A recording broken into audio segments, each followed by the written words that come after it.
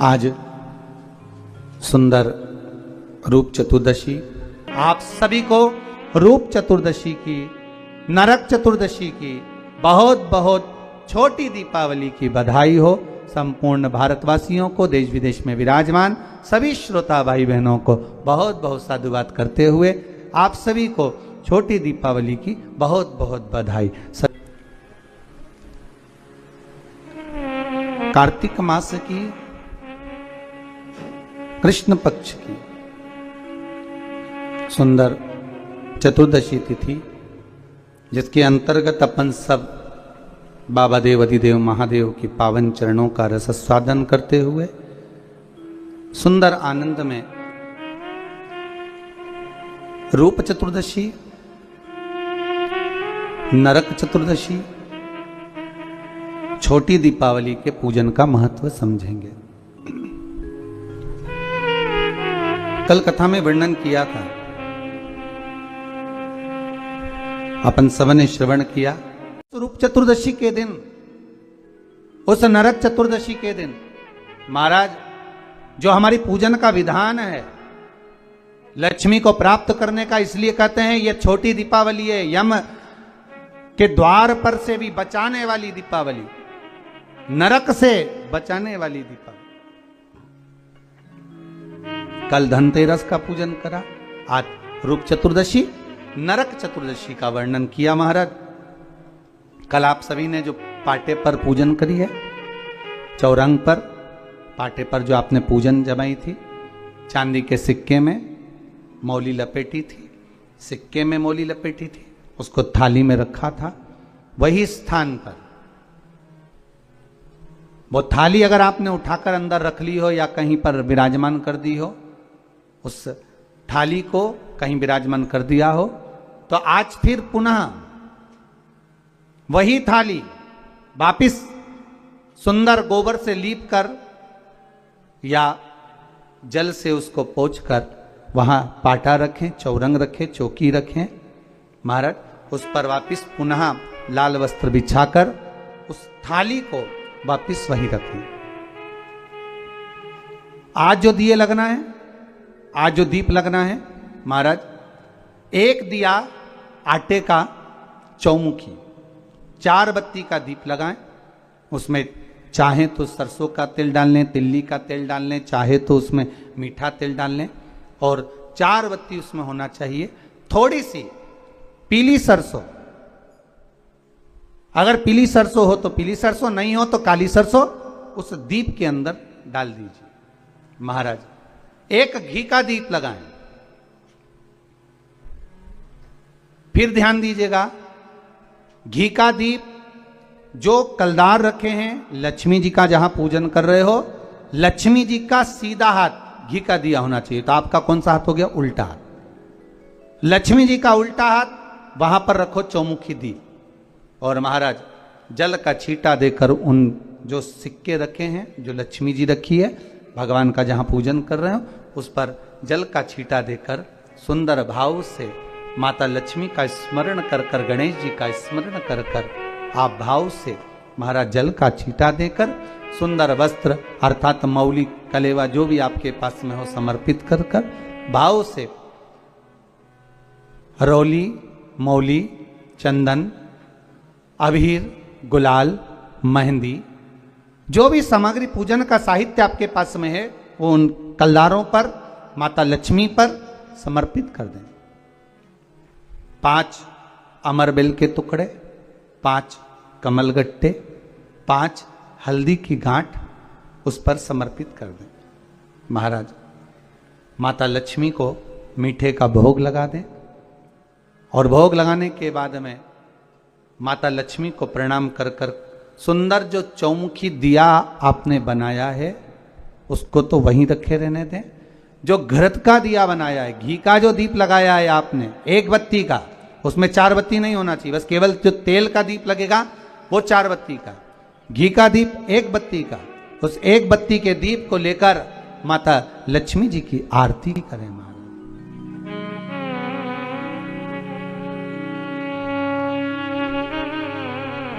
माता लक्ष्मी की आरती करें। और माता लक्ष्मी की आरती कर कर, उनका अनुमोदन कर कर, उनको प्रणाम कर कर, निवेदन कर कर, नमन कर कर जब दीप को रख दें, तब माता लक्ष्मी के सम्मुख में अपनी झोली को पसार कर प्रणाम करें। माता लक्ष्मी से निवेदन करें, हे मां, आप रूप की देने वाली हो, आप नरक के भोग से छुड़ाने वाली हो। हे मां, आज भगवान नारायण के साथ में आप हमारे यहां सदा के लिए विराजमान होइए। अपने इष्ट देव, अपने कुल देव, अपने पितृदेव का स्मरण करें।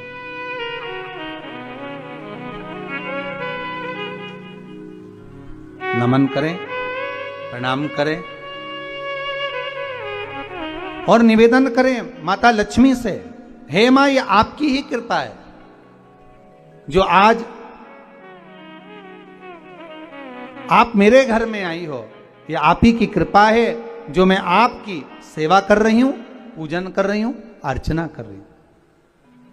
माता को हो सके लाल पुष्प उन सिक्कों पर, क्वाइन पर जो पूजन करी है उस पर समर्पित कर दें। महाराज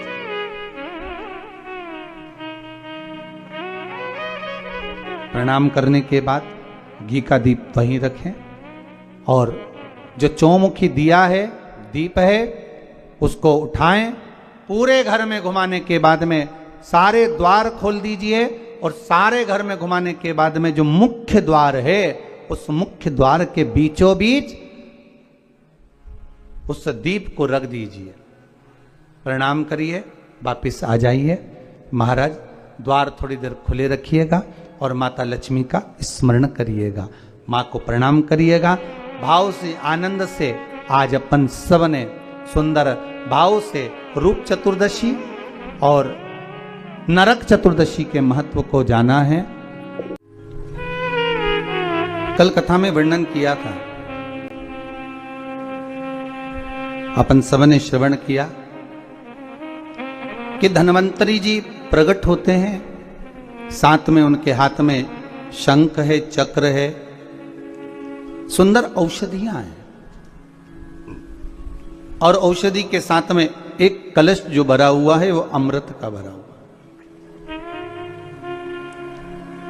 और उस अमृत के कलश को देवताओं के नजदीक में लेकर जाना, देवताओं के पास में जाकर देना, उस अमृत के कलश को प्रदान करना।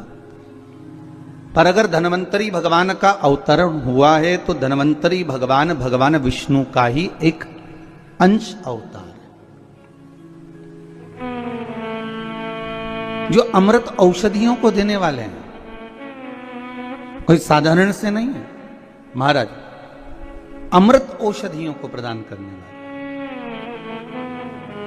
शिव महापुराण की कथा तो यहां तक कहती है कि हमारा हृदय भी एक अमृत का कलश है और इस अमृत के कलश में स्वयं अमृत भरा हुआ है। राम नाम, कृष्ण नाम, शिव नाम, भगवान का नाम अमृत भरा हुआ है। और जब नाम अमृत जो भरा हुआ है, नाम अमृत जो हमारे पास में है, भगवान के नाम का जो अमृत है उसका भी तो हम प्रयोग कर सकते हैं। 33 कोटि देवता धन्वंतरी जी के द्वारा प्राप्त हुए उस अमृत कलश का पान कर रहे हैं, तो क्यों ना हम भी भगवान के द्वारा जो हृदय रूपी अमृत कलश है, जिसमें राम नाम, कृष्ण नाम, शिव नाम, भवानी का नाम, हमारे सदगुरु का नाम, नारायण का नाम इस कलश के अंदर भरा हुआ है, और उस कलश का हम क्यों ना प्रयोग करें कि राम राम रटते रहो जब तक घट में प्राण, कबहु तो दीन दयाल के भनक पड़ेगी कान। आप भगवान का स्मरण अमृत रूपी कलश के रूप में कर सकते हो।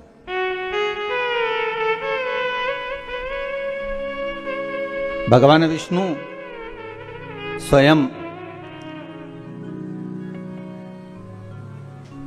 उस किसान को समझाते हुए कहते हैं कि आप धनतेरस का पूजन इस विधान से करिए।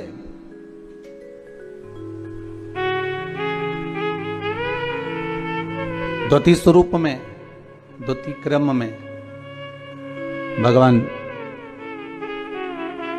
धनतेरस के पूजन का तो महत्व बताए, साथ में हमारे यहाँ जो छोटी दीपावली के पूजन का जो महत्व है, छोटी दिवाली के पूजन की जो प्रधानता है, हमारे यहाँ कहते हैं कि ये छोटी दीपावली है। अमावस्या के एक दिन पहले, रूप चतुर्दशी के दिन, या आप नरक चतुर्दशी के दिन हम जो भगवान का गुणगान कर रहे हैं, हम जो भगवान का स्मरण कर रहे हैं, हम भगवत चरणारविंद का रसस्वादन ग्रहण कर रहे हैं, उसका एक आनंद सुख,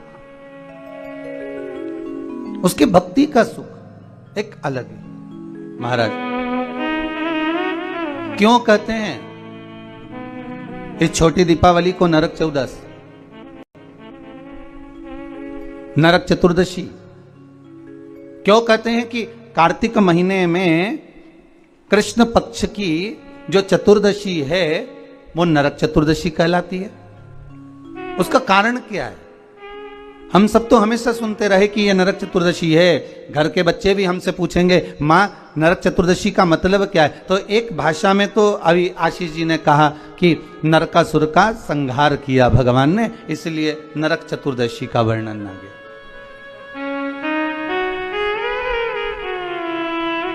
केवल एक नरकासुर का संहार करने पर नरक चतुर्दशी का महत्व वर्णन हो, पर हमारे शास्त्र, हमारे वेद, हमारे पुराण हमें जो वर्णन करते हैं महाराज, एक सुंदर नगरी में रांतिदेव नाम का एक राजा निवास कर रहा है। बड़ा सुंदर भाव है महाराज उस रांतिदेव का।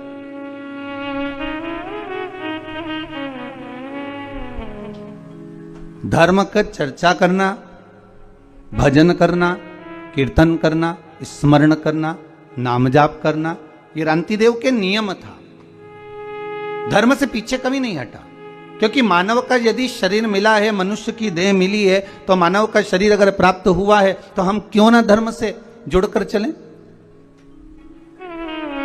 हम क्यों ना सत्कर्म करें? हम क्यों ना भगवत चर्चा करें? हम क्यों ना भगवत स्मरण करें? अगर मानव का शरीर मिला है तो बड़ी मुश्किल से प्राप्त होता है महाराज। 84 लाख योनियों में केवल एक मानव का शरीर ही है जिसके माध्यम से हम पूर्व के कर्म का भोग लेते हैं और भगवान का भजन कर कर उस कर्म को हम काट भी लेते हैं। केवल एक मानव का शरीर, केवल एक मनुष्य की देह। आस्था चैनल के माध्यम से जितने श्रोता भाई बहन कथा को श्रवण कर रहे हैं, आस्था चैनल के माध्यम से जितने भाई बहन कथा श्रवण कर रहे हैं, सुन रहे हैं, या फेसबुक यूट्यूब पर इस कथा का रसास्वादन आप ग्रहण कर रहे हैं, तो उसका महत्व समझे कि मानव का जो शरीर मिला बड़ा मुश्किल से मिला है। 84 लाख योनियां महाराज, पत्नी हर योनि में प्राप्त होगी। आप जो बनकर जन्मेंगे वो उस समय पर पत्नी भी मिलेगी। आप जिस योनि में प्राप्त होंगे उस योनि में आपके बच्चे भी होंगे। हर योनि में कुटुंब भी होता है, कबीला भी होता है, पत्नी भी होती है, पति भी होता है, बच्चे भी होते हैं। हर योनि में आपको सब कुछ मिलेगा। खाने को भी प्राप्त होगा, पानी पीने को भी मिलेगा, आपको रहने के लिए कोई क्वार्टर, कोई घर, जहां अस्तबल आदि जिस योनि में हम हैं उसमें कुछ ना कुछ आपको रहने के लिए भी प्राप्त होगा। पर हर योनि में बच्चे भी मिलेंगे, पत्नी भी मिलेगी, पति भी मिलेगा, कुटुंब कबीला भी मिलेगा, भोजन करने को अन्न भी मिलेगा, या अन्न भाग जो आप खा सकते हो वो मिलेगा, पीने के लिए जल भी मिलेगा, रहने के लिए आपको भवन भी मिलेगा। आप जहां रहने का है वो सब प्राप्त होगा, प्रत्येक योनि में प्राप्त होगा, प्रत्येक योनि में। बस एक चीज प्राप्त नहीं होगी, वो क्या महाराज? भगवान की सेवा, भजन, पूजन, स्मरण और भगवत नाम की चर्चा। इसलिए कलयुग केवल नाम आधारा और सुमर सुमर नर उतरहि पारा। कली काल में नाम की आधारशिला को रखा, इसलिए कहा केवल एक मानव का शरीर है जो कर्म के भोग को भोगते हुए, हमारे कर्म के भोग को मिटाते हुए, भोगते हुए भगवत स्मरण की ओर अग्रण्य बढ़ा देता है, आगे बढ़ा देता है, भगवान के नाम की ओर आगे लेकर चले जाते। महाराज इसलिए शायद कहा कि मिलती है राम नाम की दौलत कभी कभी, मिलती है राम नाम की दौलत कभी कभी, मिलती है राम नाम की दौलत कभी कभी, मिलती है राम नाम की दौलत कभी कभी, होती है अपने भाग्य से सत्संग कभी कभी, होता है अपने भाग्य से सत्संग कभी कभी, मिलती है राम नाम की दौलत कभी कभी, मिलती है राम नाम की दौलत कभी कभी।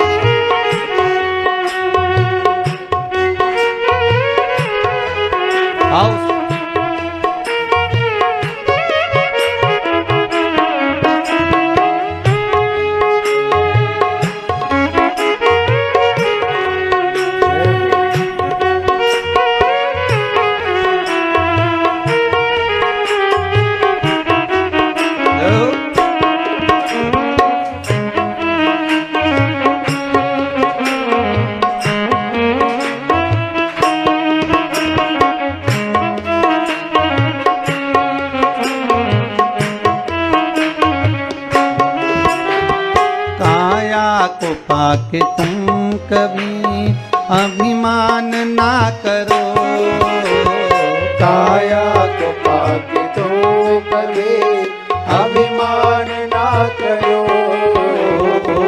काया को पाके तुम कभी अभिमान ना करो, काया को पाके तुम कभी अभिमान ना करो,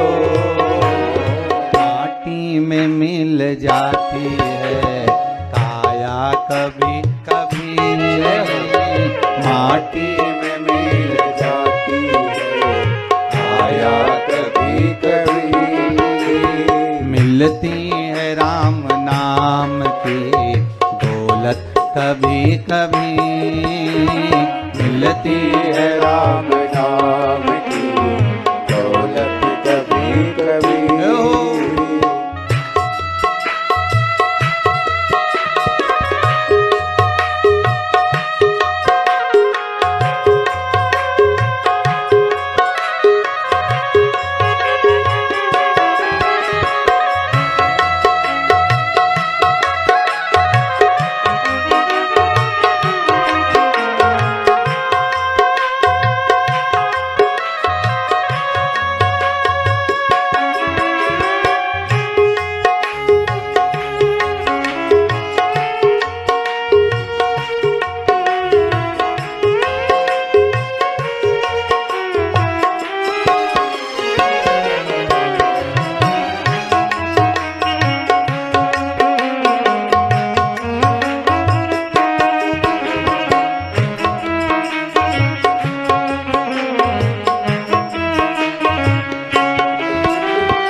दौलत को पाके तुम कभी अभिमान ना करो, दौलत को पाके तुम कभी अभिमान ना करो, दौलत को पाके तुम कभी अभिमान ना करो, दौलत को पाके तुम कभी अभिमान ना करो, माटी में मिल जाती है दौलत कभी कभी, माटी में मिल जाती है दौलत कभी कभी, मिलती है राम नाम की दौलत कभी कभी, मिलती है राम नाम की दौलत कभी कभी, मिलती है राम नाम की दौलत कभी कभी, मिलती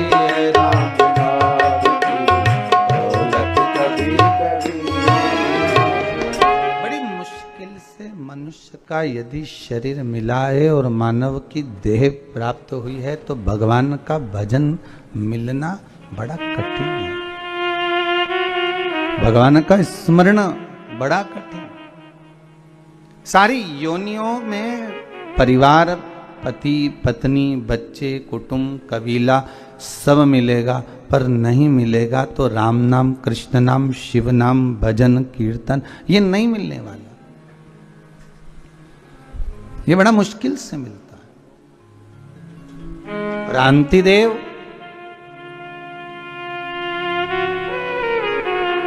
इतने धर्मात्मा राजा थे, हर पल हर घड़ी हर क्षण दान पुण्य संकीर्तन सब करा, पर जब अंतिम समय आया, नरक चतुर्दशी का महत्व समझ रहे हैं अपन। आज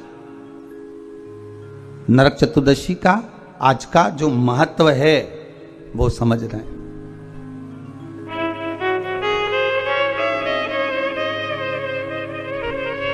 क्या महत्व है नरक चतुर्दशी का? कृष्ण पक्ष की कार्तिक महीने की इस चतुर्दशी का, रूप चतुर्दशी का, नरक चतुर्दशी का क्या महत्व है उसको समझना। उसके पूजन का क्या विधान है? छोटी दीपावली क्यों कहते हैं? क्यों दिए लगाए जाते हैं? उसके महत्व को समझना। महाराज क्रांतिदेव का जब अंतिम समय आया और यम के दूत आए क्रांतिदेव को बंदी बनाने के लिए, तो क्रांतिदेव ने पूछा, आप कौन हो, कहां से आए हो?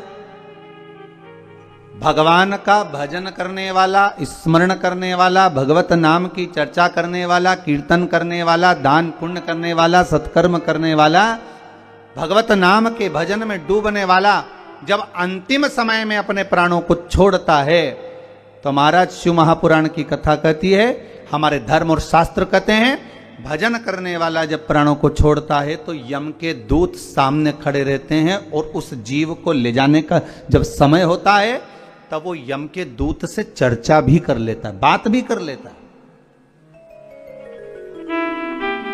कई लोग कहते हैं, महाराज जी क्या मरने वाला व्यक्ति यमदूतों से बात करता है? क्यों नहीं करता? क्रांतिदेव का चरित्र कर रहा है, आज नरक चतुर्दशी का चरित्र कर रहा है कि क्रांतिदेव यमदूत सामने खड़े हैं और उनसे बात कर रहा है। शिव महापुराण में राजा श्वेत का चरित्र आता है, यमदूत सामने खड़े हैं और राजा श्वेत उनसे बात कर रहा है। मार्कंडे भगवान का चरित्र आता है, यम के दूत सामने खड़े हुए हैं और वो उनसे बात कर रहे हैं। क्यों नहीं हो सकता? महाराज, अरे मुख में हो राम नाम, राम सेवा हाथ में, और तू अकेला नाही प्यारे, राम तेरे साथ में। कि जिंदगी की बागडोर हाथ दीना नाथ के, वो महलों में राखे चाहे झोपड़ी का। सीताराम सीताराम सीताराम कहिए, जाहि विधि राखे राम, ताहि विधि रहिए। क्यों नहीं हो सकता? अगर आप सत्संग में लगे हो, भजन में लगे हो, कीर्तन में लगे हो, मंत्र जाप में लगे हो, मंत्र स्मरण में लगे हो, भगवान की भक्ति में अगर डूबे हुए हो, तो यमदूतों की भी सामर्थ्यता नहीं, हिम्मत नहीं कि आपको उठाकर ऐसे ही ले जाए।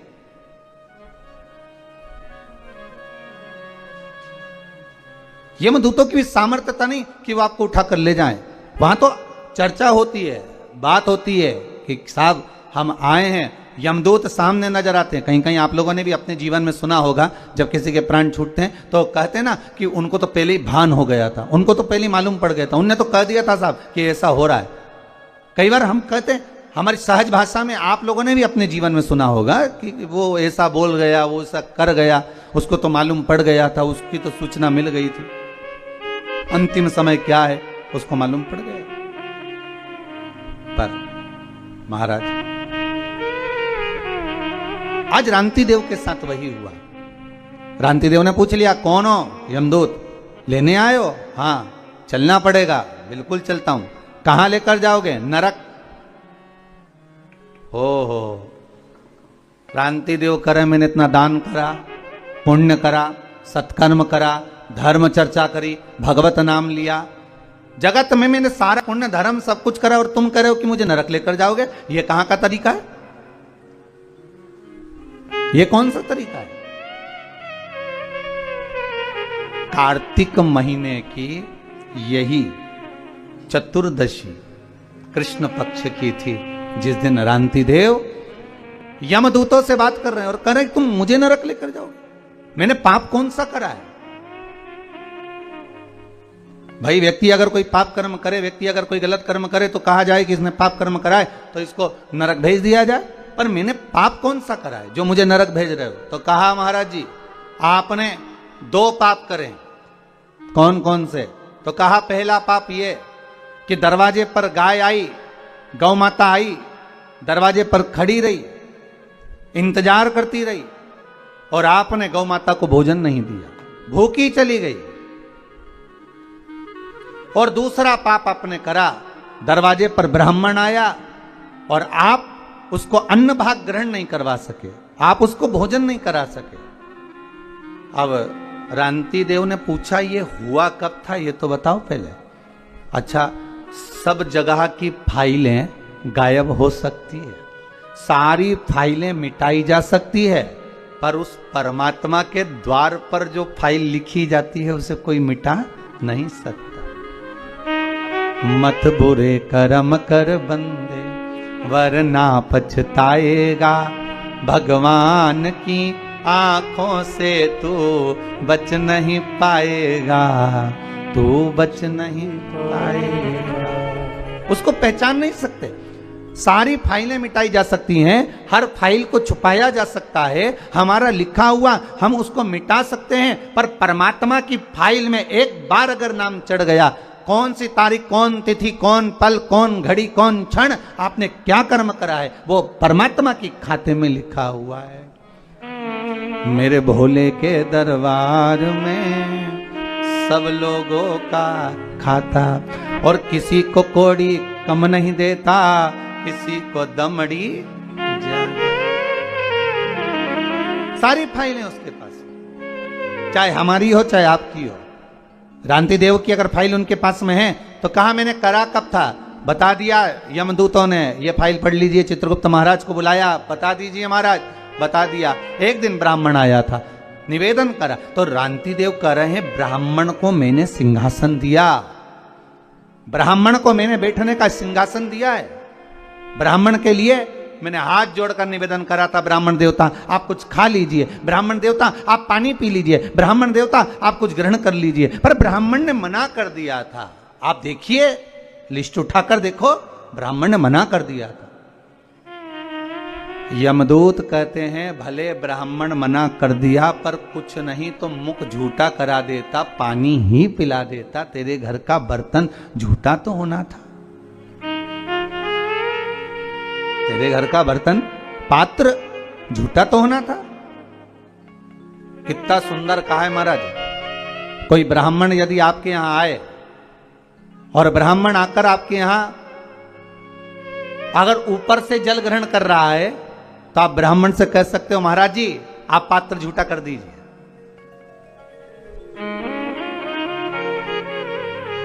कोई ब्राह्मण आकर आपके यहां आया और वो ऊपर से जल भाग ग्रहण कर रहा है, वो हथेली में भाग लेकर, लाओ सब प्रसाद दे दो हथेली में, हथेली में भाग लेकर ब्राह्मण ग्रहण कर रहा है, तो उसको यजमान को चाहिए कि वो ब्राह्मण देवता से कहे कि ब्राह्मण देवता पात्र झूठा कर दीजिए, पात्र झूठा कर दीजिए, ये प्लेट झूठी कर दीजिए, ये पात्र झूठा कर दीजिए। क्यों? शास्त्र कहता है जितनी देर तक ब्राह्मण का झूठा पात्र घर में रखा रहता है, जितनी देर रखा रहता है उतनी देर घर से क्लेश को मिटा देता है। महाराज क्यों कहते हैं कि ब्राह्मण का मुख झूठा कराओ? अर्थात घर का पात्र भी झूठा होगा, वो रखा रहेगा, फिर घर की कोई बहू, घर की कोई मां उस पात्र को लेकर जाती है, जब धोती है, साफ करती है, महाराज उसने अपनी जिंदगी में जितना पाप कर्म करा होता है, मात्र ब्राह्मण के पात्र का, उस पात्र को धो लेने पर भी उसके ना जाने कितने पाप नष्ट हो जाते, कितने पाप। आप झूठा कर लीजिए। मैंने कहा ब्राह्मण देव को, रंती देव कह रहे, मैं बार बार निवेदन कर रहा हूं, ब्राह्मण देवता पानी पी लीजिए, ब्राह्मण देवता भोजन ग्रहण कर लीजिए, ब्राह्मण देवता आप कुछ खा लीजिए, पर ब्राह्मण ने नहीं खाया। यमदूत कह रहे हैं आपको चाहिए था कि आप मुंह झूठा कराते, भले पानी का आचमन ही करा दे। अब देखिए आचमन कराना, आप पानी का भले आचमन करा देते पर कराना। एक दूसरा, गाय तुम्हारे दरवाजे पर आई और आपने गौ माता को रोटी नहीं दी, आप गाय को भोजन नहीं दिया। रांति देव हाथ जोड़कर बोले महाराज आप ये गलत कह रहे हैं कि मैंने गाय को रोटी नहीं दी। महाराज मैंने गाय को भोजन नहीं दिया, आप ये गलत कह रहे हैं। मेरे द्वार पर गाय आई और मैंने गौ माता को भोजन दिया। आप देखिए, आप स्मरण करिए, भगवान यमदूत कहते हैं गाय आपके दरवाजे से भोजन कर कर चली गई थी, पर कुछ समय के बाद गाय फिर दरवाजे पर आकर खड़ी हो गई थी, उस समय पर आपने उसको भोजन नहीं दिया। महाराज जब एक बार दे दिया तो दूसरी बार कैसे देते? यमदूतों ने कहा परमात्मा एक बार आपको सुख दे देता है और उसके बाद परमात्मा आपको सुख देना बंद कर देता है, तो क्या आप परमात्मा से वापिस सुख नहीं मांगते? क्या परमात्मा से वापिस सुख नहीं मांगोगे कि हे प्रभु, हे भोलेनाथ, हे मेरे नारायण, हे मेरे राम, हे मेरे कृष्ण? एक बार अगर आपने सुख दे दिया और सुख देने के बाद फिर वापिस वही की वही लीला चालू हो गई, वही हमारा कर्म का दुख हमारे सामने आ गया, तो क्या आप भगवान से वापिस सुख नहीं मांगोगे कि हे भगवान हमें वापिस सुखी कर दीजिए, वापिस ऐसी कृपा कर दीजिए कि हमारा वैभव, हमारा धन, हमारी प्रतिष्ठा, हमारा यश, हमारी कीर्ति पुनः वापिस स्थापित हो जाए? रंती देव, गाय अगर एक बार भोजन कर कर चली गई और दूसरी बार पुनः तुम्हारे दरवाजे पर आई है, तो तुम्हारे दरवाजे पर तुम्हारा कल्याण करने के लिए आई है। तुमने उसको भोजन नहीं दिया, क्षमा करिएगा, मुझसे गलती हो गई, इसलिए तुम्हें नरक भोगना पड़ेगा। रांति देव ने कहा नरक अगर भोगना तो मेरा पुण्य कहां गया वो बताओ। पुण्य तुम्हारे सामने, तुम्हारे पुण्य के बल पर मांगो, तुम बैकुंठ का भोग भोगोगे कि कुछ और मांगना चाहते हो? इतने में रांति देव ने कहा अगर मेरे पुण्य का भाग देना चाहते हो तो केवल मेरे जीवन में 1 वर्ष के लिए मृत्यु को टाल दीजिए, 1 साल मेरी मौत ना हो, मेरी मृत्यु ना हो। 1 वर्ष? हाँ, क्या करोगे? रांति देव ने कहा जो नहीं कर पाया वही करूंगा, आप 1 वर्ष के लिए मुझे पुनः मेरा जीवन दे दो। भगवान यमदूतों ने कृपा करी और यमदूत उसको छोड़कर 1 वर्ष के लिए दे दिया उसका पुण्य का भाग। रांति देव नरक को जीत लिया, वो 1 वर्ष के पुण्य के बल पर। इतना ब्राह्मण भोज कराया, इतना गौ माता का भाग प्रदान करा, इसलिए इस कथा को वर्णन करते हुए कहते हैं कि इसको कहते हैं नरक चतुर्दशी। क्यों? रांति देव को नरक से छुड़ा लिया था इस। कई बच्चे पूछते हैं कि नरक चतुर्दशी का मतलब क्या, नरक चतुर्दशी का मतलब क्या, बताना पड़ेगा। रांति देव को नरक से छुड़ाया था आज के दिन। फिर रांति देव ने क्या करा? कहा महाराज इसी नरक चतुर्दशी के दिन ब्राह्मण का भोजन कराया, गौ माता को द्वार पर बुलाया, दरवाजे पर जब गाय नहीं आई तो जहां गाय बंधी थी वहां जाकर गौ माता को घासा भोजन का जिमाकर उसका आचमन कराया। उसका फल क्या हुआ कि रांति देव को फिर नरक नहीं भोगना पड़ा। फिर रांति देव जब प्राण त्यागे तो भगवान के धाम में पहुंच गए, सीधे भगवान के द्वार पर।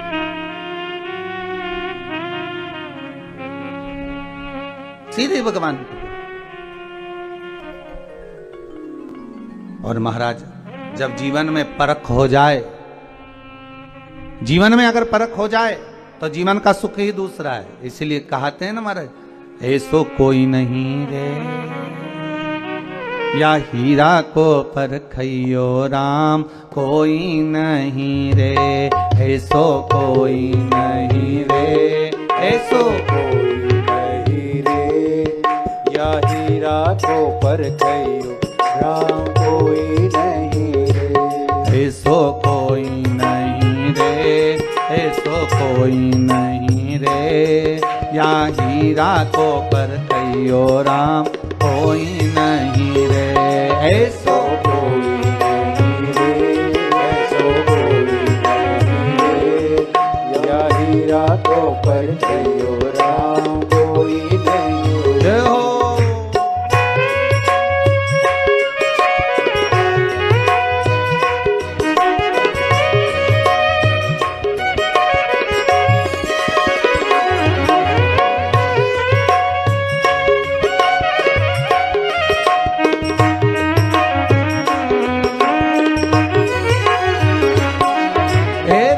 नाम को हाट भरायो घर जाने की बात, राम नाम को हाथ धरायो घर जाने की बात, ओ कृष्ण नाम को हाट भरायो घर जाने की बात, कृष्ण नाम को हाथ धरायो घर जाने की बात। ओ धीरे धीरे चलो रे भैया, धीरे धीरे चलो रे भैया, होले होले चलो रे भैया, होले होले चलो रे भैया। ओ गुरु देखे बाट ऐसो कोई नहीं जय हो, ऐसो कोई नहीं।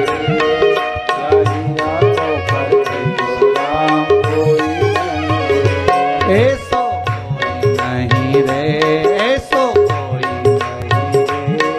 या हीरा को पर कहियो राम कोई नहीं रे। ओहो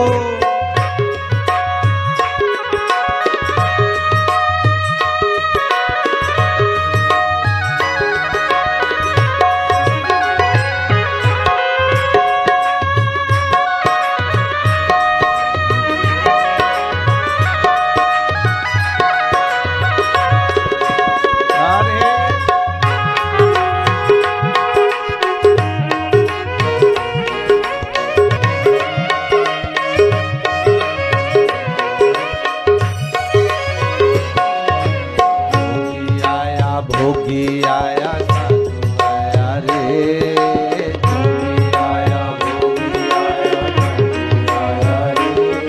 अरे गुरु आया गांव में तो, गुरु आया गाँव में तो, गुरु आया गांव में तो, गुरु आया गाँव में तो। ओ कोई नहीं रे, ऐसो कोई नहीं रे, ऐसो कोई नहीं रे। या हीरा को पर कहियो राम कोई नहीं रे। ऐसो कोई नहीं रे, ऐसो कोई नहीं रे, या हीरा को पर कहियो राम कोई नहीं रे, ऐसो कोई नहीं रे, ऐसो कोई नहीं रे, या हीरा को पर कहियो राम कोई नहीं रे। राजा रांति देव नरक से बच गए।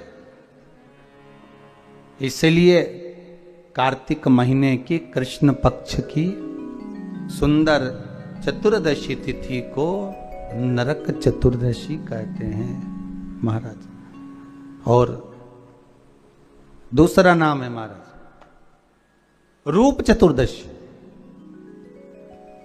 क्या नाम है? रूप चतुर्दशी। बच्चे पूछेंगे मम्मी इस दिन क्या जितने लोग भी रहते हैं सबका रूप चेंज हो जाता है क्या? सबका रूप चेंज हो जाएगा रूप चतुर्दशी के दिन महाराज।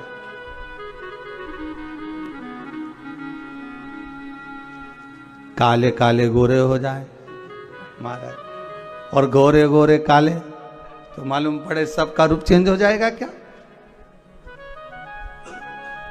नहीं महाराज। फिर कहेंगे क्रीम की चमक मात्र 15 दिन, 20 दिन, 3 महीना, 4 महीना रहती है, पर अच्छे कर्म की चमक जीवन भर रहती है। मरते तक भी आपका चेहरा चमकता रहेगा अगर कर्म की चमक है। अच्छा कर्म करते महाराज। रूप चतुर्दशी का नाम रूप चतुर्दशी क्यों रखा, क्यों नाम पड़ गया रूप चतुर्दशी? तो कहा कार्तिक महीने की कृष्ण पक्ष की सुंदर ये चतुर्दशी, रूप चतुर्दशी इसलिए कहलाई कि एक सुंदर नगर हिरण्यगर्भ नाम का एक नगर है, जहां पर एक योगी रहता है। वो अपनी साधना में मस्त है। एक बार एक सुंदर नदी के तट पर गया और भगवान का भजन करने के लिए तल्लीन हो गया। अब एक बात बहुत ध्यान से सुनिएगा, इस रूप चतुर्दशी की कथा को, आज की कथा रूप चतुर्दशी की अगर आप सुन रहे हैं तो उसको ध्यान लगाकर सुनना कि वो योगी जब योग करने के लिए गया, साधना करने के लिए गया, तप करने के लिए गया, तो महाराज तपस्या करने, योग करने बैठ तो गया, बैठ गया वो साधना करने के लिए, पर साधना करते करते करते करते जब बहुत समय आ गया, बहुत समय हो गया, सिर पे जूं पड़ गई, शरीर में बारीक बारीक कीड़े पड़ने लगे, उसके वस्त्र में, उसके शरीर पर बारीक बारीक कीड़े पड़ने लगे, मस्तक पर जूं पड़ गई।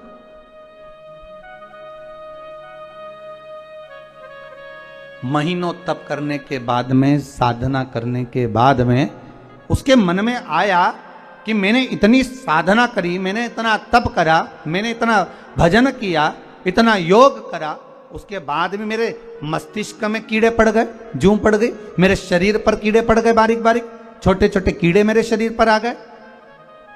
आखिर क्यों?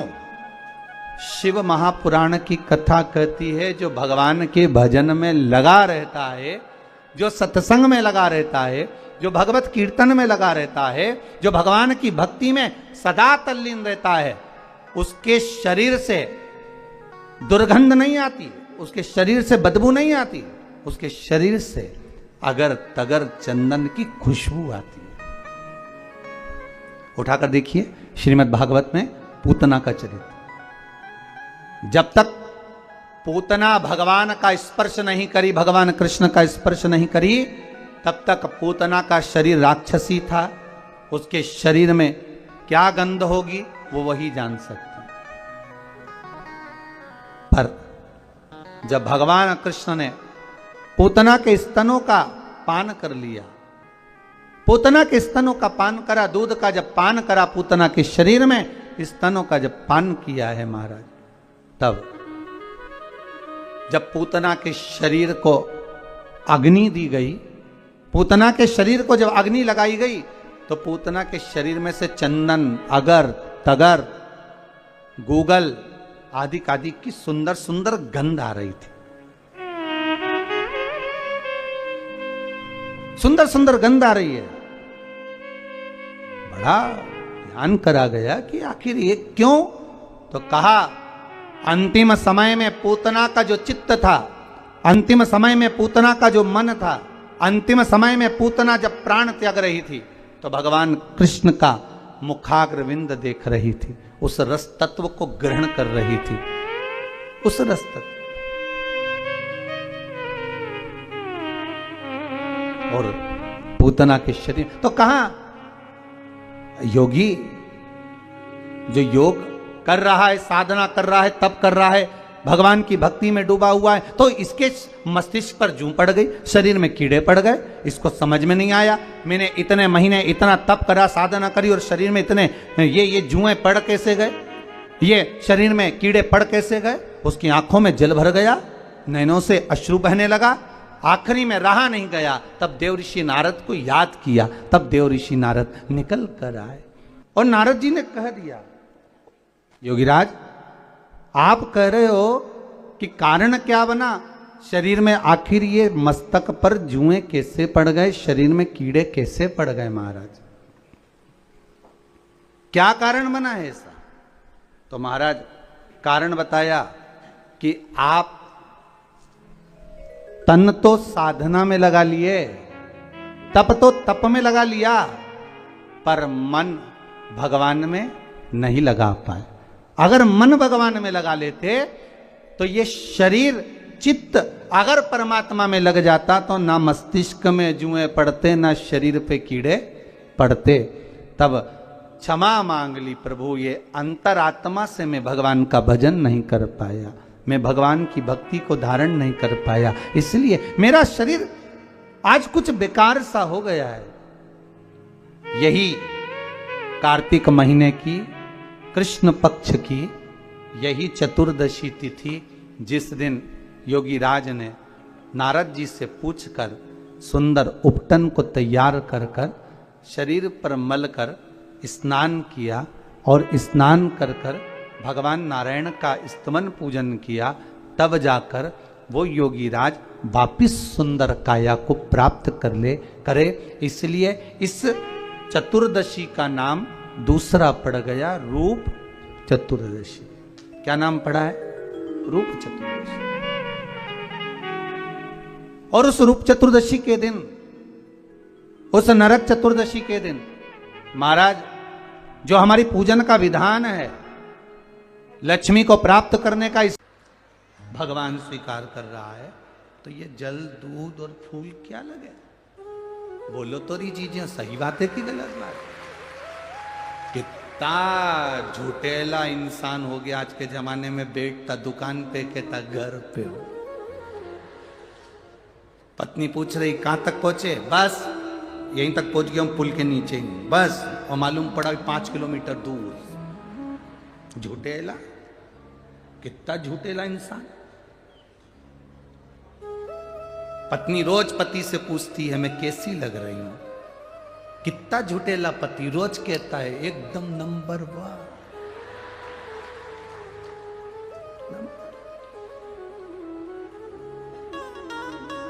वो तो जब मर के ऊपर गया तब उसको नरक में भेजा, तो उसने भगवान से कहा मैंने रोज शंकर जी को 1 लोटा जल चढ़ाया था, मैंने रोज भजन करा था, भूखे को भोजन कराया, प्यासे को पानी पिलाया, फिर मुझे नरक क्यों भेजा जा रहा है? तो चित्रगुप्त महाराज ने कह दिया तूने रोज प्रतिदिन झूठ बोला। मैंने कभी जिंदगी में झूठ नहीं बोला। कहाँ का झूठ बोला? तेरी पत्नी तैयार होकर तेरे सामने आती थी और तुझसे पूछती थी मैं कैसी लग रही। बोल क्या बोलता था? अच्छी लग रही है ऐसा बोलता था। दिल से बता तुझे अच्छी लगती थी?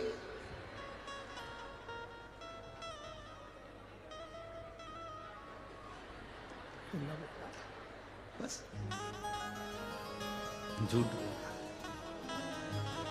कभी कभी अनायास पुण्य हो जाता है, कभी कभी अनायास पाप हो जाता है। एक अनायास पुण्य, एक गाड़ी चलाने वाला एक ड्राइवर मर गया और मरने के बाद सीधे बैकुंठ गया।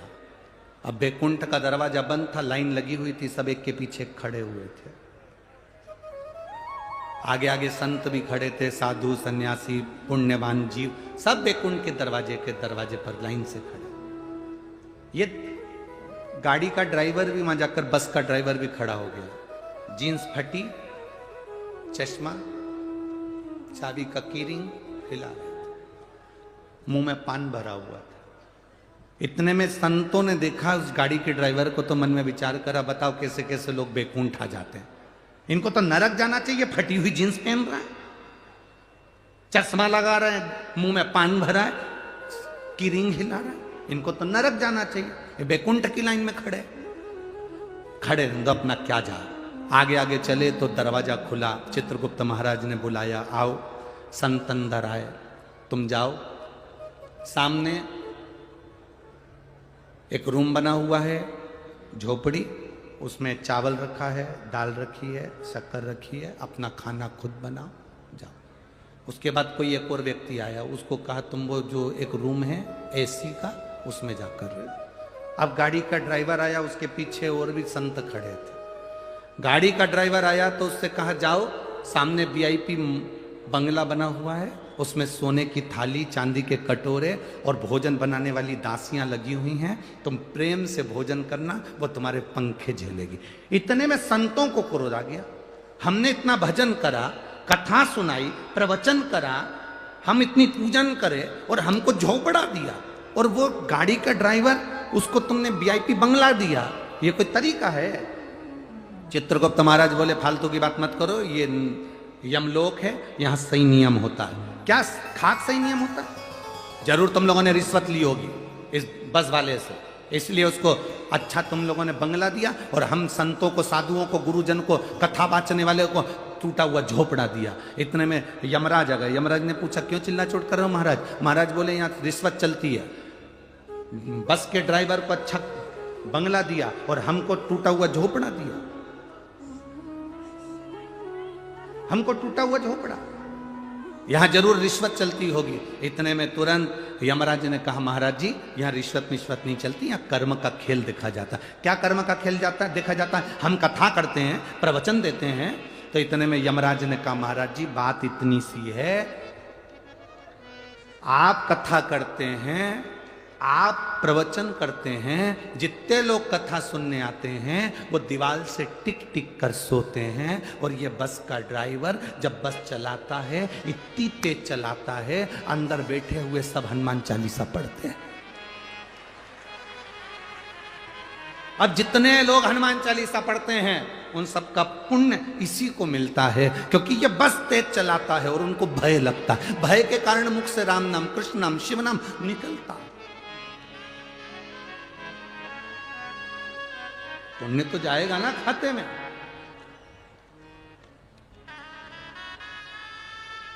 एक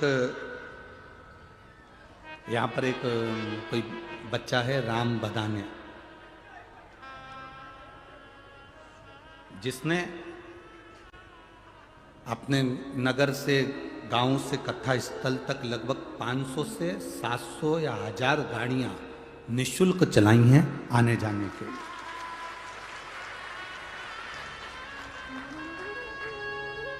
निःशुल्क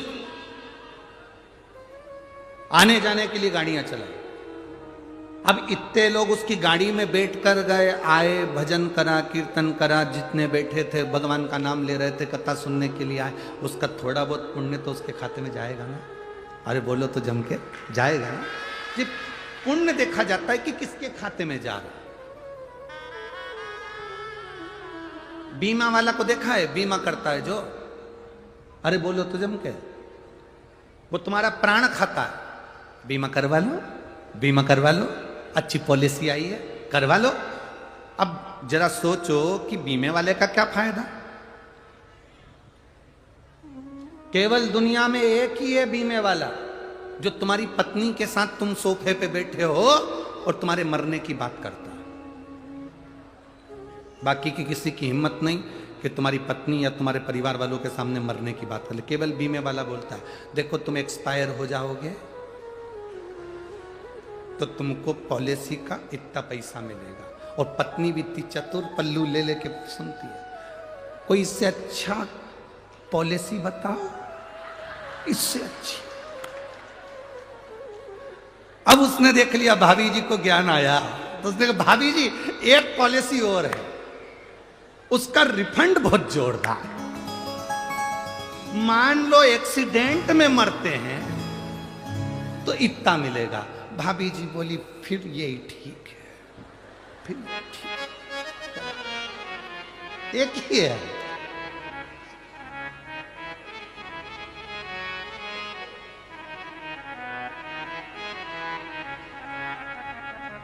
अरे भाई बीमे वाले का क्या फायदा होता है? तो कब बीमा करवाते हैं तो उसका जो कुछ 1-8% छोटा सा पैसा उसके खाते में आता है। जो इतने भक्तों को ये दादा बाबू भूसे हों, आविष्कार जी हों, अनूप अग्रवाल जी हों, बाला साहब बदाने जी हों, सुभाष जी भामरे जी हों और चेतन जी मंडोरा जी हों, ये अगर कथा करवाए हैं, इतने भक्त कथा सुन रहे हैं तो इसका थोड़ा पुण्य इनके खाते में जरूर जाता है। ये निश्चित जो करवा रहा है। अब शिव कथा कर रही है, कुएं का पानी भरा ले गए। अपने मन में ये विचार मत लेकर आना कि हम जल लेकर जा रहे हैं, किसी ने कह दिया घर का पानी ले जाओगे झूठा रहेगा, ऐसा रहेगा वैसा रहेगा, उसको कह देना मनुष्य तो पक्का झूठा ही तो है। जब भगवान इस मनुष्य जैसे झूठे व्यक्ति को स्वीकार कर सकते हैं तो भगवान मेरे घर का एक लोटा जल भी स्वीकार कर सकते हैं। झूठा ही तो मनुष्य है।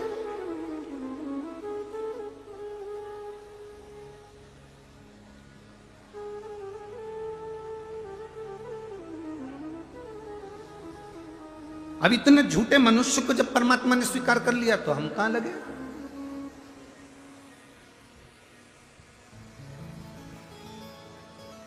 इतने झूठे मनुष्य को अगर परमात्मा स्वीकार कर रहा है तो अपने कहां लगे,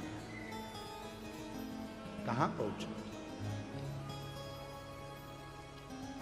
विचार करो।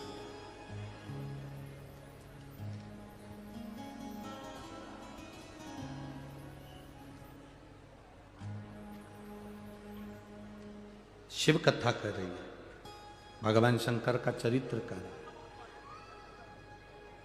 एक माँ ने एक पत्र लिखा है, उस पत्र में लिखा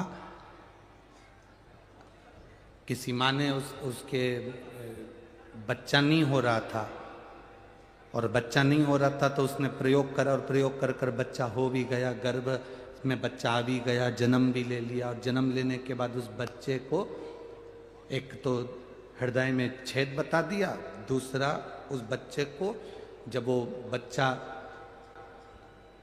बहुत ज़्यादा बीमार रहने लगा तो हॉस्पिटल लेकर गए तो उस बच्चे के एक गठान बता दी। अब 1.5 महीने के बच्चे को लेकर वो माँ हॉस्पिटल में गई अपनी सास के साथ।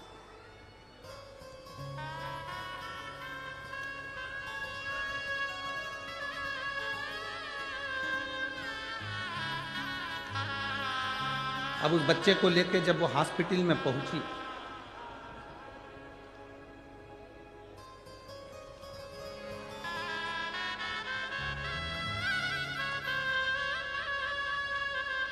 योगिता दीपक सोनबड़े, हितार्थ दीपक सोनबड़े नंदुरबार से आए हैं। हम हमारी बच्ची को भी लेके आए हैं। गुरुदेव 17 अक्टूबर 2022 को बच्चे ने जन्म लिया था। उसके जन्म के बाद में बच्चा ठीक था, पर एकदम उसको तकलीफ हुई, 1.5 महीने का हो गया था। तब उसको हम दिखाने डॉक्टर के यहाँ लेकर गए। डॉक्टर के यहाँ लेकर गए तो उस बच्चे के पेट के अंतर्गत एक गठान बता दी। गठान थी 333 mm की, 3 mm की गठान थी। डॉक्टर ने कहा इसका ऑपरेशन करना पड़ेगा और ये गठान बच्चे की निकालना पड़ेगी, इसलिए इसको तकलीफ हो रही है। दूसरे हॉस्पिटल गए, वहां पर भी गठान बताई। तीसरे हॉस्पिटल गए, वहां पर भी गठान बताई। अब करें क्या? 1.5 महीने की बच्ची, उसका ऑपरेशन बड़ा कठिन। तब मेरी सास ने कहा इस बच्ची को तो अपन शंकर जी को ही दे दो। हम शिव जी के मंदिर पर उस बच्ची को डॉक्टर को दिखाकर वापस लिया है। हॉस्पिटल में हमने ऑपरेशन नहीं कराया। रोज शिव जी को जल चढ़ाते, दूध चढ़ाते, उस दूध को लेकर आते, बच्ची को 2 बूंद दूध पिला देते। 1.5 महीने की बच्ची को पानी कहाँ पिलाएं, दूध पिला देते। कटोरी में जो दूध बचता था उस दूध को मैं खुद पी जाती थी।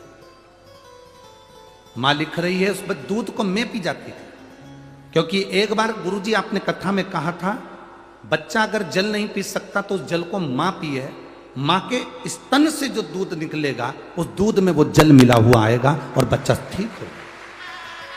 मैंने उस दूध को पीना चालू कर दिया, शिव जी के जल को पीना चालू कर दिया। और गुरुदेव मैं बाबा का क्या गुणगान करूं। हम दूसरी बार बच्चे की जांच कराने के लिए गए तो 22 दिन के बाद मालूम पड़ा कि बच्चे की गठान गल चुकी थी, उसकी गांठ नहीं। 1.5 महीने के बच्चे का ऑपरेशन कराएं तो कराएं कैसे? एक विश्वास, एक भरोसा, एक दृढ़ता। मेरे भोले तेरा सहारा है, मेरे भोले तेरा सहारा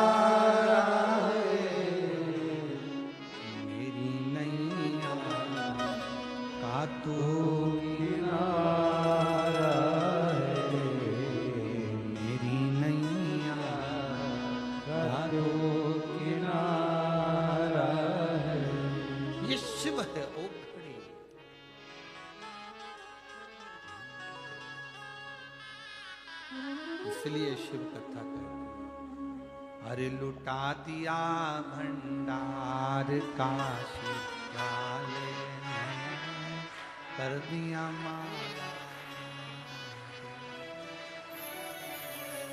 पहले आप लोग गाएंगे, फिर भजन प्रारंभ होगा। एक बार फिर से आप लोग करें।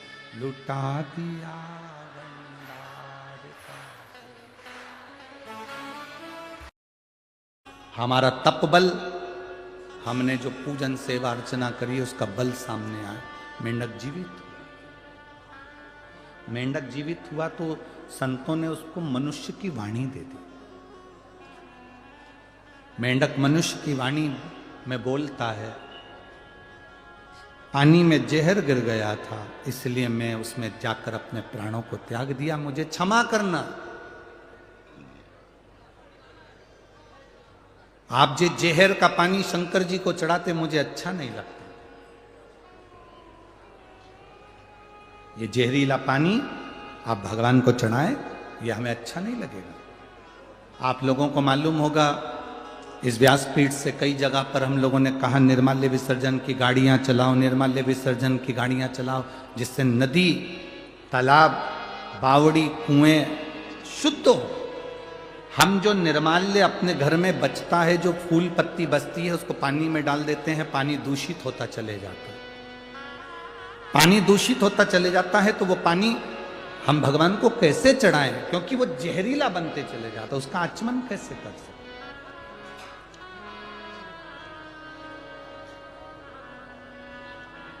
आपको कथाओं के माध्यम से कहा कि अपने घर से एक लोटा जल ले जाया करो, शिव जी को जल चढ़ाया करो, क्योंकि तुमको मालूम है तुम्हारे घर का जल कितना शुद्ध है।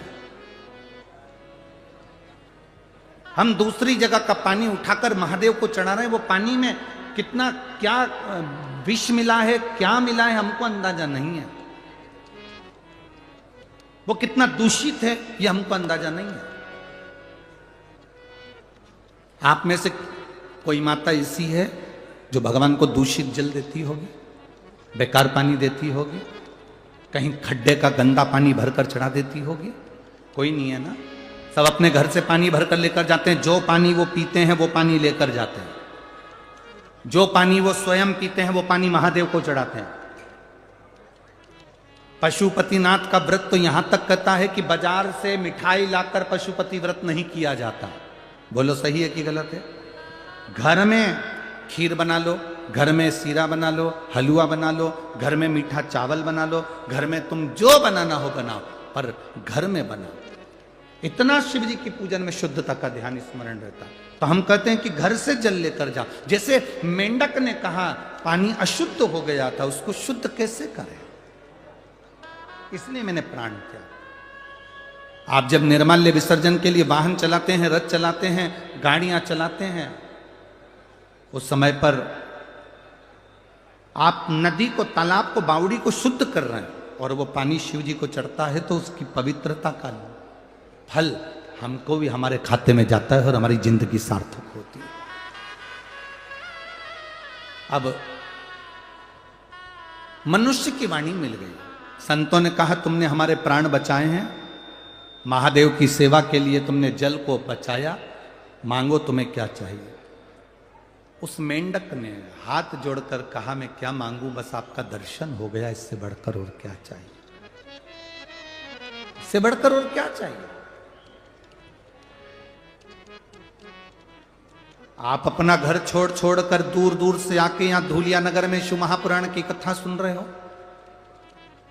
कोई नासिक में कथा होगी तो कथा सुनने के लिए नासिक वाले वहां पहुंचेंगे। मां गोदावरी के तट पर कुंभ का जहां मेला भराता है पंचवटी में, जिस नासिक में साधु संत सन्यासी तपस्वी साधक उपासक 33 कोटि देवी देवता, जिस नासिक में, जिस पंचवटी में स्वयं राम गोदावरी का स्नान करने के लिए तरसते हैं, ऐसी पंचवटी में हमें शिव पुराण की कथा गंगा रूपी मिल जाए, इससे बढ़कर और क्या चाहिए।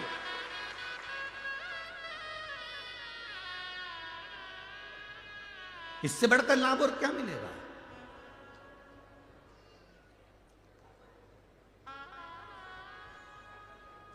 महाराज शिव महापुराण की कथा कह रहे, भगवान शंकर की कथा वर्णन कर रहे, शिव कथा कर रहे।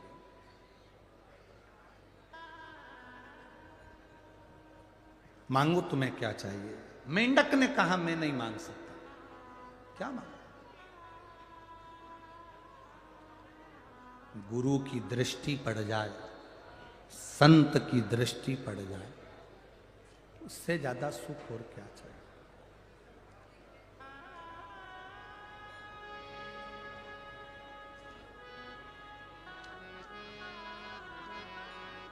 अब संतों ने कहा मांगना तो पड़ेगा, क्योंकि किसी गुरु का जब दर्शन होता है, तुम नी भी मांगते तो परमात्मा खुद दे देता है। असली गुरु का यदि दर्शन हुआ है, असली गुरु का यदि दर्शन करा है, तुम नी भी मांगोगे तो भी वो दे देगा। आप ना मांगे तो भी वो देता।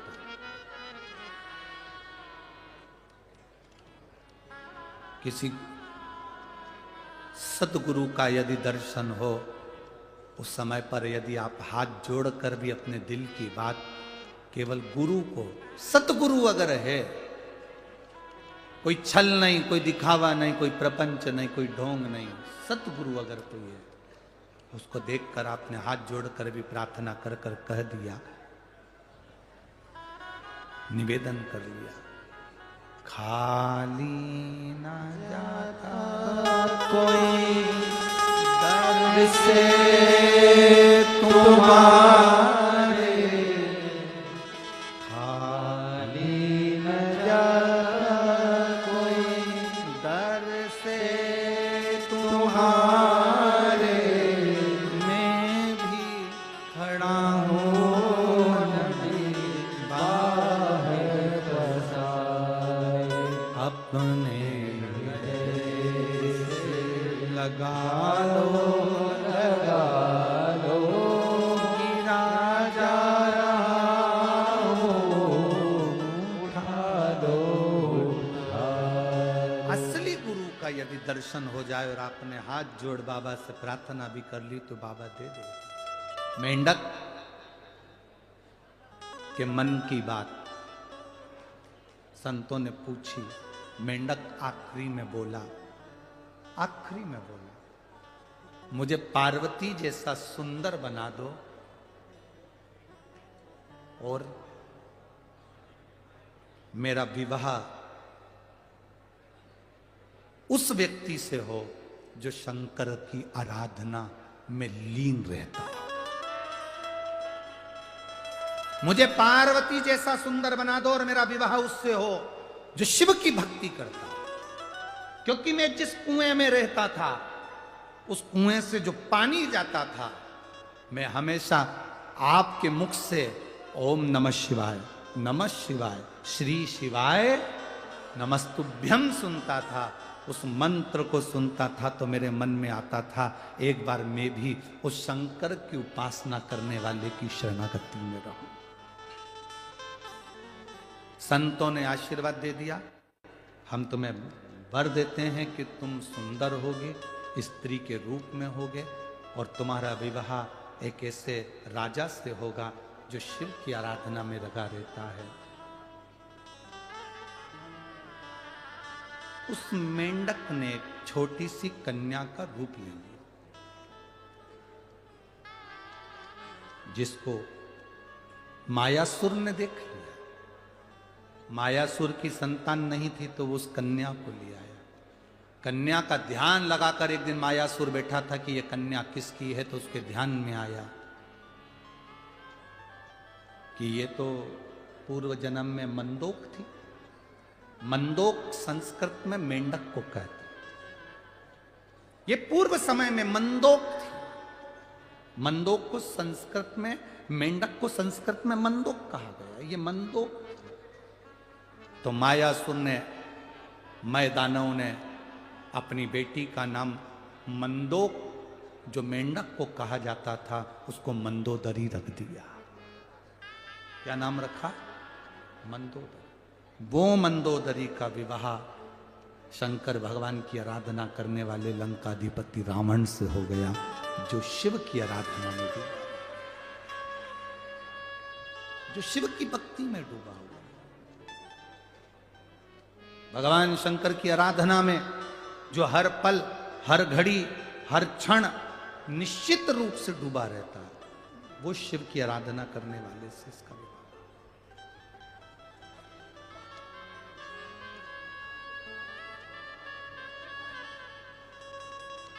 और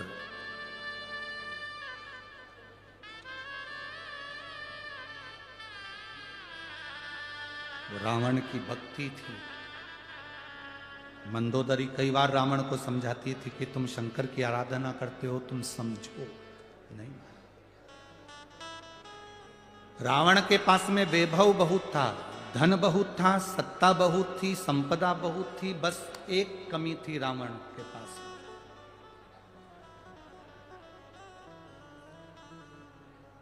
रावण के पास में एक चीज की कमी थी। क्या कमी थी रावण के पास में?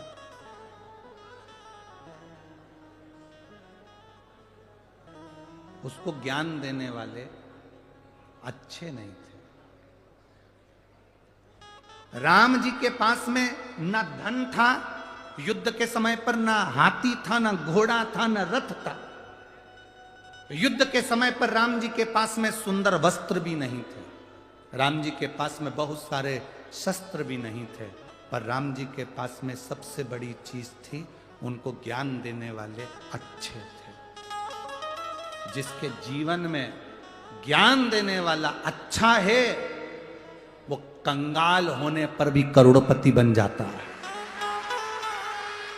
और जिसके पास में ज्ञान देने वाले श्रेष्ठ नहीं है, वो करोड़पति होकर भी रोड पर रह जाता है। रावण करोड़पति था, धनपति था, सत्तापति था, संतान, वैभव सब कुछ था, पर रावण के पास में ज्ञान देने वाले नहीं थे।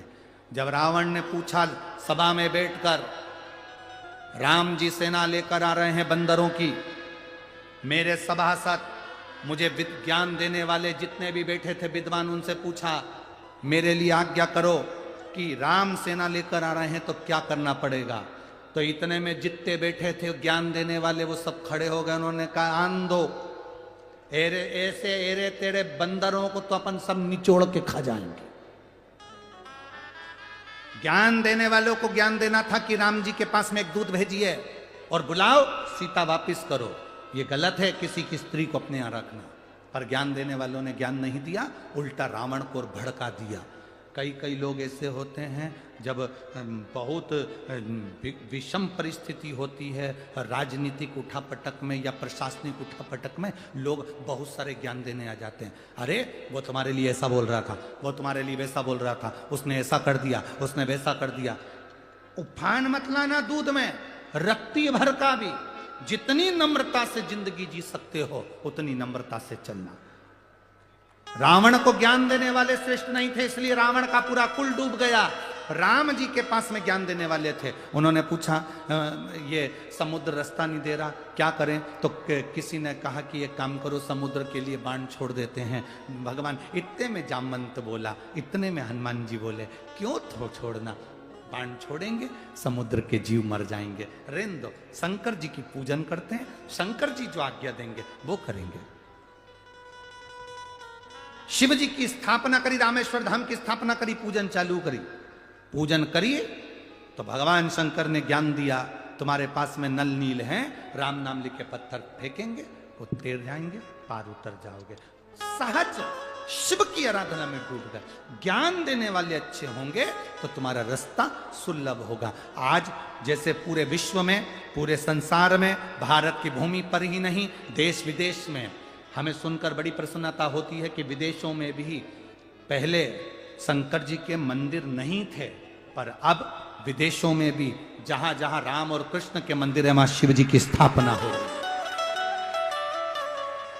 जब कोई श्रेष्ठ ज्ञान देने वाला मिल जाए और तुम समझ गए कि शंकर जी को जल चढ़ाने का लाभ क्या है, शंकर जी को प्रसन्न करने का लाभ क्या है, शंकर जी को भजन करने का लाभ क्या है, शिव जी को एक बेलपत्र चढ़ाने का फल क्या है, शंकर जी को एक शमी पत्र चढ़ाने का फल क्या है, शंकर जी को एक शहद की बिंदी रखने का फल क्या है, लक्ष्मी जी को एक शहद का एक बिंदी का भोग लगाने का फल क्या है। जिस दिन तुम समझ गए कि बेलपत्र के वृक्ष के छाया में अगर भगवान का नाम लिया जाए तो उसका फल क्या है, बेलपत्र के नीचे दिया लगाया जाए तो उसका फल क्या है, बेलपत्र की मिट्टी से स्नान किया जाए तो उसका फल क्या है, जिस दिन तुम समझ गए उस दिन तुम भटकना छोड़ दोगे, तुम फिर कहीं नहीं जाओगे। बोल बम का नारा है, बाबा एक।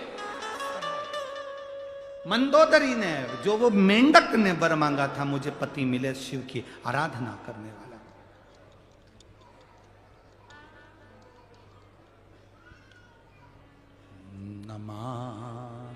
मीशा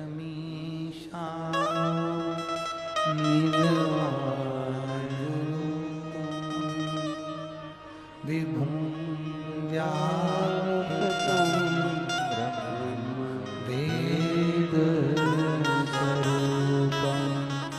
चित्त दम गया। अब मंदोदरी का स्मरण शिव में।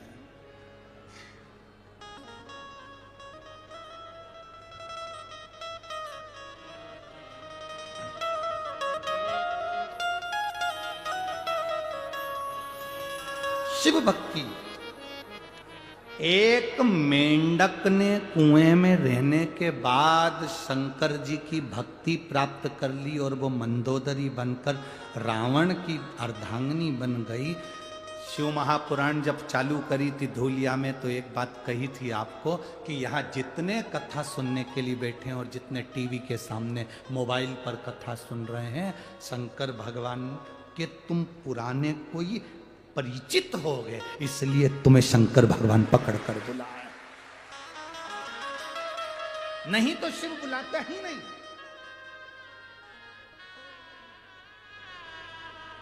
अच्छा बोलो, तुम्हारे पड़ोसी की यहां शादी है, तुम्हारी रिश्तेदारी अच्छी हो पड़ोसी से, तो वो तुम्हें पत्रिका देगा कि नहीं देगा? अरे बोलो तो जम के, शादी में बुलाएगा कि नहीं बुलाएगा? और तुम पड़ोस में ही दे रहे हो, रोज की लड़ाई हो, रोज का झगड़ा हो, खूब कुड़कुड़ हो, पैसे के पीछे विवाद हो, परिवार के पीछे विवाद हो, पड़ोसी शादी में बुलाएगा? पड़ोसी तो जान दो, तुम्हारा सगा रिश्तेदार नहीं बुलाएगा।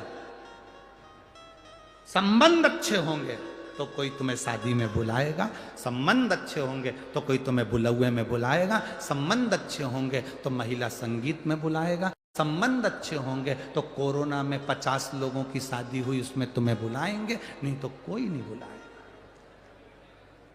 संबंध अच्छे होंगे तो कोई बुलाएगा, संबंध अच्छे नहीं होंगे तो नहीं बुलाएगा। तुम जितने कथा सुनने के लिए लाखों की संख्या में बैठे हो, जितने आस्था चैनल पर सुन रहे हो, फेसबुक यूट्यूब पर कथा सुन रहे हो, जितने विदेशों में कथा सुन रहे हो, तुम्हारे संबंध मेरे भोले बाबा से अच्छे होंगे, इसलिए बाबा तुम्हें कथा सुना रहा।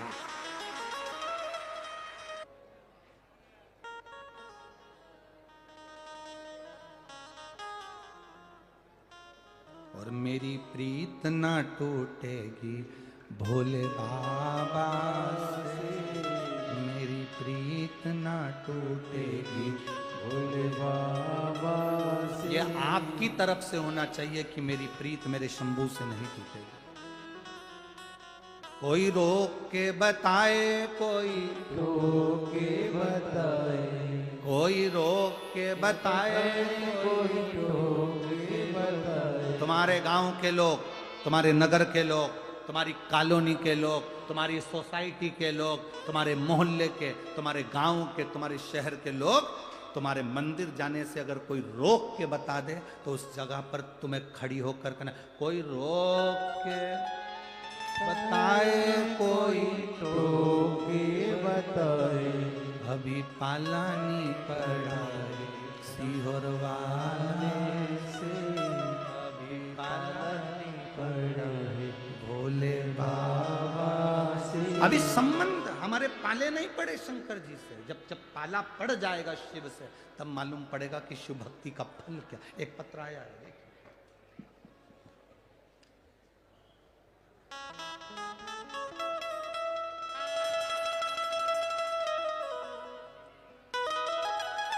नंदनी भैया नंदनी भैया लवकर, मेरे पति का नाम है भैया शंकर लवकर। कहीं बैठे हैं? कहीं बैठे हो तो हाथ हिला सकते हैं। नंदनी भैया लवकर, मेरे पति का नाम है भैया शंकर लवकर, पता सूरत बाईपास चक्कर बर्डी रोड धुलिया। सही बोला है? ठीक है, तुम समझ गए ना? बस मोबाइल नंबर ही है। कहीं बैठी हो तो हाथ हिला सकती हूँ। मैं भगवान शिव का क्या वर्णन करूं गुरुदेव। जब मुझे डॉक्टर को दिखाने के लिए लेकर गए तो मेरे गर्भ में 2 बच्चे थे। दोनों बच्चों का इलाज डॉक्टर के हिसाब से चलता रहा। 6ठा महीना आया।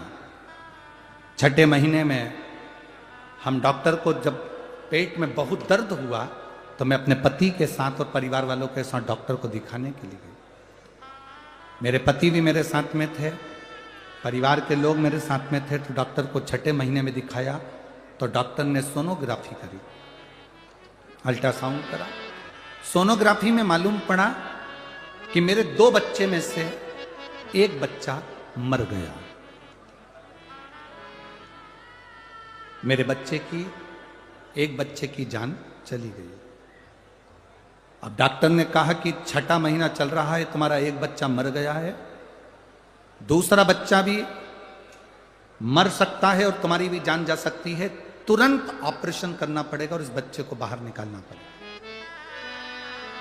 गुरुदेव, डॉक्टर के हिसाब से 6ठे महीने में अगर दूसरा बच्चा भी होता है तो वो मरा हुआ ही होगा। एक तो इतने सालों के बाद बाबा ने संतान दी, और दूसरी बात सालों निकल गए, संतान नहीं हुई, और बाबा ने दी तो ऐसी दी कि मेरा पहला जो 2 बच्चे थे उसमें से एक गर्भ में मर गया। हमने डॉक्टर से पूछा, डॉक्टर साहब कोई दूसरा इलाज हो, एक बच्चा मर गया है तो दूसरा बच्चा तो बच जाए। डॉक्टर बोले, गर्भाशय में 2 बच्चे हैं, अगर एक मर गया है तो उस बच्चे को निकालने के लिए दूसरा बच्चे को भी निकालना ही पड़ेगा, इसके सिवाय कोई चारा नहीं है, और तुरंत ऑपरेशन करना पड़ेगा क्योंकि बच्चे को मरे हुए 1 दिन पूरा हो गया, उसका जहर शरीर में फैलना चालू हो जाए। गुरुदेव, हम घबरा गए। वापिस घर पर आकर विचार करा कि अब ऑपरेशन कराएं तो कराएं कैसे। बड़ी मुश्किल से तो बाबा ने बच्चा दिया, उसमें से एक मर गया, उसका जहर फैलना चालू हो रहा है, और डॉक्टर बोल रहा है माँ और बच्चे दोनों के लिए घातक है, क्या करें। तब मेरी सास ने कहा कि शिव जी का भजन करते हैं, बाबा अगर विष पी सकता है तो बाबा हमारे बच्चे के प्राण भी बचा सकता है। डॉक्टर ने कह दिया था कि अब तुम्हारी जवाबदारी पर घर जा रहे हो, ये बच्चा पेट में मर चुका है, अब तुम्हारी जवाबदारी। 6ठा महीना शरीर में कष्ट बहुत था, हमें लग रहा था कि वो बच्चा मर गया तो दूसरा भी मर ही हो जाएगा, पर बाबा पर भरोसा। 3 महीने जिस मां को मालूम हो कि गर्भ में बच्चा मर गया और तो दूसरा बच्चा भी मरेगा और तुझे भी प्राण जा सकते हैं, 3 महीना कैसे निकाला होगा। केवल एक काम करती थी गुरुदेव, शिवजी के मंदिर में बैठकर 5 बार जया, विषहरा, शामलीवारी, दौतली, देव, वो शंकर की 5 लड़कियां आप कहते हो ना जो विष को खींचती है, उनका नाम लेकर पानी पीती थी। और बाबा का मैं क्या गुणगान करूं गुरुदेव, मैंने 9 महीने निकाल दिए। 12/7/2023 को मेरी डिलीवरी हुई तो डॉक्टर भी आश्चर्य में था, एक बच्चा मरा हुआ और एक बच्चा जिंदा पैदा हुआ।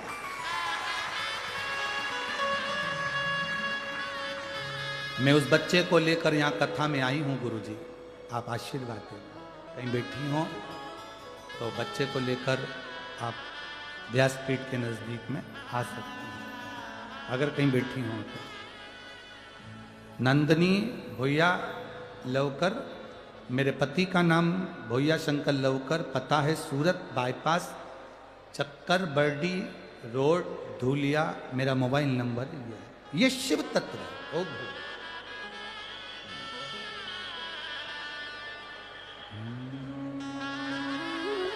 खाली न जाता कोई दर से तुम्हारे, खाली न जाता कोई दर से तुम्हारे, मैं भी खड़ी हो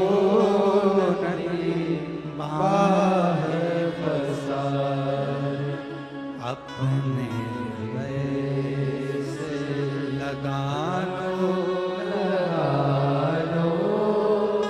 गिरा जा रहा हो, उठा लो भोले अपने दर से अब तो न लायो, गिरी जा रही हो, उठा लो। शिव कृपा इसी को कहते हैं, शंकर की उदारता इसी को कहते हैं। आपका विश्वास जितना दृढ़ है, शिव उसको साधता है, शंकर उसको साधता। जितना दृढ़ विश्वास होगा, शिव उतना साधता। शिव महापुराण की कथा कहती है, जब शंकर के नाम का स्मरण कर कर एक मेंढक अच्छी संगत पाकर भगवान शंकर के ही भक्त रावण की धर्म पत्नी बनने को तैयार।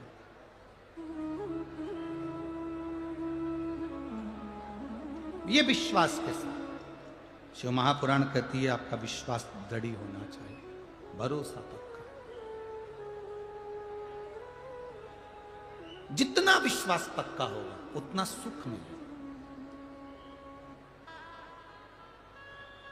हम भरोसा रखकर, विश्वास रखकर, दृढ़ता रखकर जब भगवान की अविरल भक्ति की ओर बढ़ते हैं तो उसका फल जरूर मिलेगा, उसका फल जरूर मिलेगा। शिव कथा कर रही है, भगवान शंकर का संवाद कर रहे हैं। महालक्ष्मी शिव महापुराण की कथा कहती है कि जैसे लक्ष्मी जी अश्व की योनि से छूट गई थी, अश्व की योनि से, घोड़ी की योनि से माता लक्ष्मी छूट गई थी और भगवान नारायण के साथ में जाकर वापिस वैकुंठ में विराजमान हो गई थी। वैसा ही हम जब भगवान शिव की अविरल भक्ति को प्राप्त करते हैं, हम जब भगवान शंकर की भक्ति को अपने भीतर उतारते हैं, तो हमारी भी ना जाने कितनी कितनी योनियां अपने आप छूटती चली जाती है। हमारी भी ना जाने कितनी कितनी योनियां अपने आप छूटती चली जाती है। कितनी योनियां।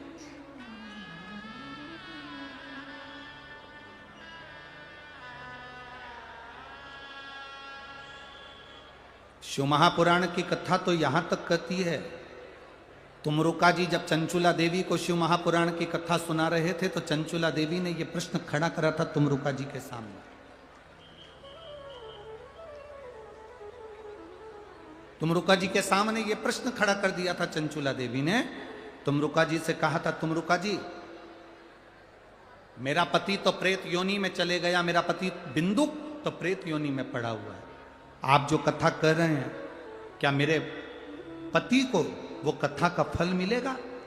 शिव महापुराण की कथा कहती है, तुमरुका जी ने चंचुला देवी से कहा, सुनो चंचुला देवी, जितने भी भक्त शंकर की कथा को श्रवण करते हैं, केवल एक व्यक्ति को ही नहीं, जितने भक्त शिव महापुराण की कथा को सुनते हैं, चाहे वो टीवी पर सुने, मोबाइल पर सुने, चाहे पंडाल में बैठकर सुने, अगर प्रतिदिन रोज में आप 10 मिनट भी भगवान शंकर की शिव पुराण की कथा सुन रहे हो, तो अपने पूर्वजों को 71 पीढ़ी को पार लगा, 71 पीढ़ी को पार कर देते अगर शिव तत्व की कथा को सुना।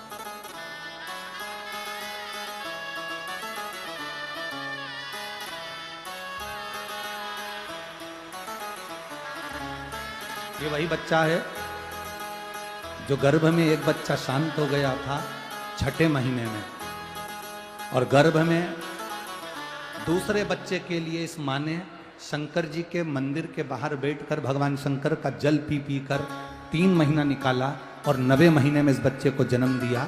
एक बच्चा मरा और एक बच्चा जीवित बाबा की कृपा से प्राप्त हुआ। हर हर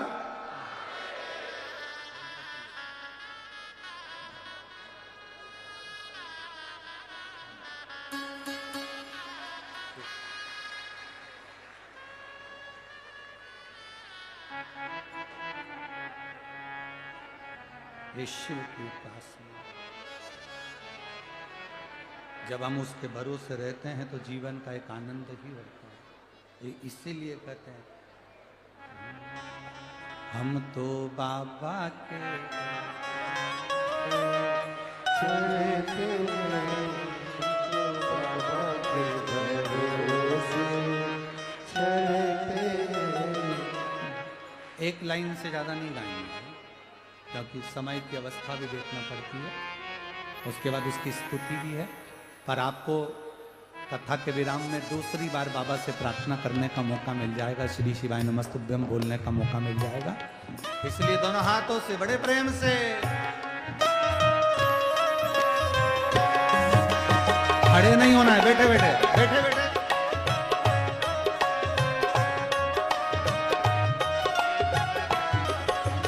बाबा के भरोसे चलते हैं हम तो बाबा के भरोसे चलते हैं, भोले बाबा के भरोसे चलते हैं। भोले बाबा के भरोसे चलते हैं, भोले बाबा के भरोसे चलते हैं। भोले बाबा के भरोसे चलते हैं। हम तो बाबा के भरोसे चलते हैं। हम तो बाबा के भरोसे चलते हैं, सीहोर वाले के भरोसे चलते हैं। सीहोर वाले के भरोसे चलते हैं, सीहोर वाले के भरोसे चलते हैं।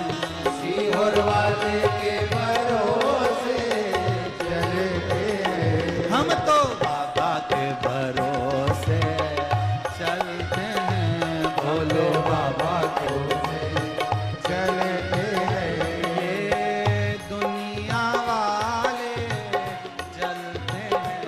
ये दुनिया वाले चलते हैं, ये दुनिया वाले जलते हैं। ये दुनिया वाले जलते हैं। हम तो बाबा के भरोसे चलते हैं। हम तो बाबा के भरोसे चलते हैं, ओ घड़दानी के भरोसे चलते हैं। ओ घड़दानी के भरोसे चलते हैं, कुबरेश्वर महादेव के भरोसे चलते हैं। भोले बाबा के भरोसे चलते हैं। हम तो बाबा के भरोसे चलते हैं। हम तो बाबा के भरोसे चलते हैं, ओ घड़दानी के भरोसे चलते हैं। ओ घड़दानी के भरोसे चलते हैं। आर अपने स्थान पर बैठे बैठे बाबा से आज फिर प्रार्थना दिल से बोल दो बाबा से, क्योंकि बाबा से कहोगे खाली नहीं छोड़ता, उससे दिल से कहो।